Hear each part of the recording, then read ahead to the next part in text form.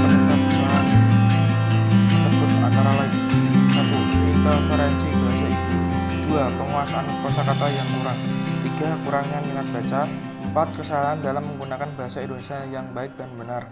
Contoh, kata foto, seharusnya ejaan yang benar ialah foto. Kata gorden, seharusnya ejaan yang benar ialah gorden. Kata bakso, seharusnya ejaan yang benar adalah bakso. Selanjutnya, pertanyaan yang kedua. Cara membedakan kutipan langsung dan kutipan tidak langsung. Kutipan langsung biasanya digunakan oleh penulis di awal kalimat dan disertakan tahun beserta halamannya.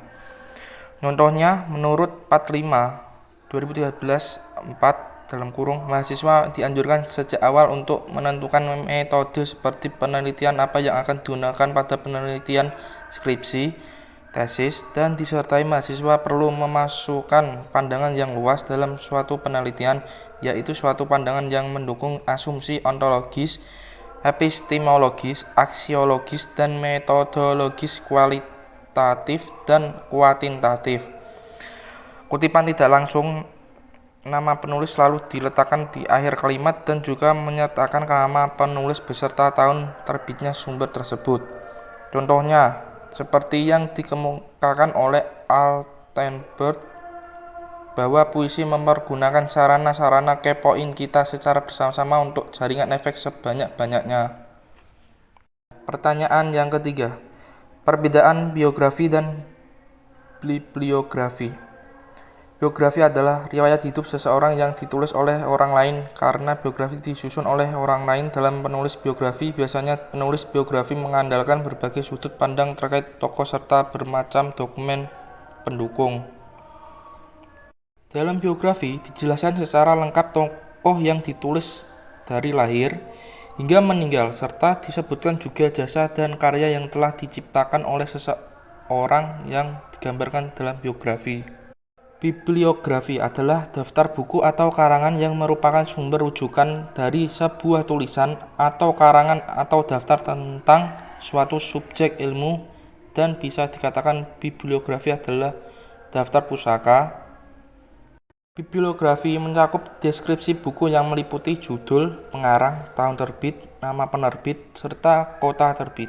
Contoh biografi: Suyatnya Praboda adalah seorang guru di SD Sukapintar. SD ini adalah sekolah yang terletak di pedalaman Sumatera. Pria kelahiran 10 September 1978 ini adalah anak sulung dari 7 bersaudara. Sebagai anak pertama, Suyana selalu berusaha mengayomi adik-adiknya. Hal ini tampaknya berhasil karena keenam adiknya berhasil sukses menggapai cita-cita masing-masing. Suyatnya Praboda mendapatkan gelar sarjana dari Universitas Riau. Ia adalah orang yang sangat pintar. Orang seperti Suyatna adalah contoh sosok teladan yang patut ditiru. Ia selalu membesarkan hati anak-anak muridnya. Menurut Suyatna, setiap anak berhak untuk menggapai cita-cita yang diinginkan. Hal inilah yang membuat Suyatna bersemangat dalam mengajar. Sosok Suyatna adalah salah satu pejuang pendidikan pada garda terdepan. Meskipun Suyatna bukan seseorang yang terkenal, namun jasanya dalam menemukan bangsa adalah sesuatu yang patut untuk diapresiasi. Hingga saat ini Suyatna telah membimbing banyak murid yang ada di pedalaman Riau. Bibliografi Craftgoys 1980. Komposisi ND Nusa Indah Ibrahim, Nini, 2011, Bahasa Indonesia untuk Perguruan Tinggi, Jakarta, UHAMKA Press. Selanjutnya pertanyaan keempat. Kata jam menunjukkan masa atau jangka waktu yang sering juga kita sebut sebagai durasi. Contoh, dia baru saja membeli jam untuk ibunya. Pukul adalah untuk menunjukkan saat atau waktu di mana peristiwa akan terjadi. Contoh, kita berangkat pukul 9 waktu Indonesia bagian Barat, tepat, jangan terlambat. Pertanyaan kelima. Bahasa pada hakikatnya merupakan sumber bunyi bermakna, karena bahasa merupakan sistem lambang bunyi yang digunakan oleh kelompok sosial untuk berkomunikasi, berinteraksi, dan mengekspresikan diri. Utama bahasa adalah sebagai interaksi dengan manusia, alat untuk berpikir, serta menyalurkan arti kepercayaan di masyarakat. Sebagai alat komunikasi maupun berinteraksi, bahasa juga memiliki arti penting sebagai metode pembelajaran pada lingkup bahasa itu sendiri yang berkaitan satu sama lain. Contoh lambang bahasa yang berbunyi meja mengandung konsep atau makna sebagai tempat untuk meletakkan sesuatu. Kata manusia atau human wajib disebut dalam definisi bahasa karena hanya manusia yang bisa berbahasa. Nah, pertanyaan keenam. Mengapa sering terjadi kesalahan penulis tanda koma? 1. Kurang teliti dalam penyusun kalimat. Yang kedua, kurang pemahaman tentang tanda baca.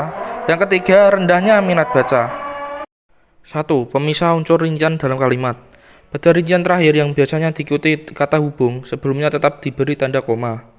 Contoh, Vina membeli kaos, baju, dan celana. Yang benar adalah Vina membeli kaos, baju, dan celana. 2. Pemisah antara anak kalimat yang mendahului induk kalimat. Hal ini berlaku bila induk kalimat yang mendahului anak kalimat. Contoh, Paman membeli jeruk, apel, dan lemon. Yang benar adalah Paman membeli jeruk, apel, dan melon. 3. Penggunaan mengikuti kata hubung. Tanda koma terletak sebelum kata hubung yang terletak di tengah kalimat dan setelah kata hubung yang terletak di akhir kalimat. Contoh, saya membeli buku, dan pensil, titik. Saya membeli buku dan pensil, titik. 4. Tanda koma dipakai di belakang kata atau ungkapan penghubung antar kalimat. Seperti oleh karena itu, jadi, dengan demikian, sehubungan dengan itu, dan meskipun demikian. Contoh, Arka itu pandai, karena itu dia, memperoleh penghargaan, titik.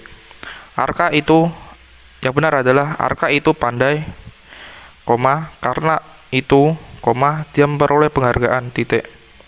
5. Tanda koma dipakai di antara nama orang dan singkatan gelar akademis yang mengikutinya untuk membedakannya dari singkatan nama diri, keluarga, atau marga.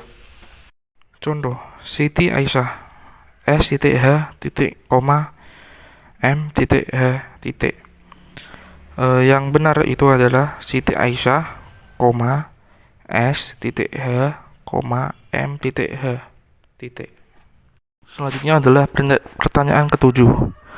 1. Titik koma biasa digunakan sebagai pemisah antar bagian kata, ungkapan, atau klausa yang setara. Contoh, bulan makin terang, si Budi belum juga pulang ke rumah. Febri membeli buku, penggaris, pensil. Titik 2 biasa digunakan untuk pemberian atau uraian yang baku. Contoh, sekarang kita tambahkan berapa bumbu dapur. Titik 2 garam, bawang, dan merica. Calon Presiden Republik Indonesia. Titik 2 Susilo Bambang Yudhoyono, Megawati Soekarno Putri, dan Yusuf Kala. Pertanyaan ke-8. Karena huruf miring adalah huruf yang ditulis miring, dasarnya huruf miring digunakan apabila terdapat kata istilah bahasa asing untuk membedakan dengan kata yang lain ataupun istilah yang belum di-indonesiakan. Contohnya, sistem seharusnya ditulis miring, sistem. Error seharusnya ditulis miring, error. Download seharusnya ditulis miring, download. Open seharusnya ditulis miring, open. Kontrol seharusnya ditulis miring, kontrol. Pertanyaan ke-9. Kata baku dan tidak baku. Contoh, kata beresiko. 1. Kata beresiko yang benar, resiko. 2. Kata plat yang benar, plat. 3. Kata detail yang benar, detail. Imbuhan huruf. Contoh, 1. Kata sepele yang benar, sepele. 2. Kata gerinda yang benar, gerinda. 3. Kata yang benar, yang betul, benar.